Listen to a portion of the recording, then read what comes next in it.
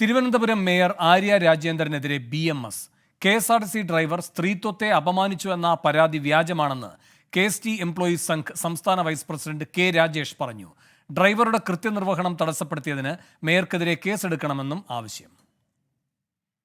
ഇപ്പോൾ മേയർ പറയുന്നു അവരെ ലൈംഗിക ചേഷ്ട കാണിച്ചു എന്ന്. ഒരു KSRTC ബസ്സിൻ്റെ ഡ്രൈവർ ഇരിക്കുന്ന ക്യാബിൻ നമുക്കൊക്കെ ശ്രദ്ധിക്കാൻ പറ്റുന്നതാണ്.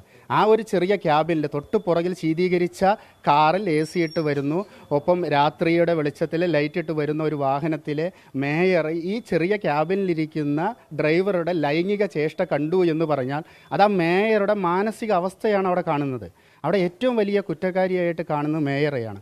ഓടുന്ന ഒരു പൊതുഗതാഗതത്തിനെ തടഞ്ഞു നിർത്തിക്കൊണ്ട് ആ കൃത്യനിർവഹണം തടസ്സപ്പെടുത്തി എന്നുള്ള രീതിയിൽ ഒരു ഡ്രൈവർ കൊടുത്ത കേസ് ഇന്നും പോലീസ് എടുക്കാതെ മേയറുടെ മാത്രം ഭാഗത്ത് നിന്നുകൊണ്ട് സ്ത്രീ എന്നുള്ള രീതിയിൽ എന്തും തോന്നിയാവാസവും പറയാം, എന്തും ആരോപണവും ഉന്നയിക്കാം എന്നുള്ള രീതിയിലാണ് പോകുന്നത്.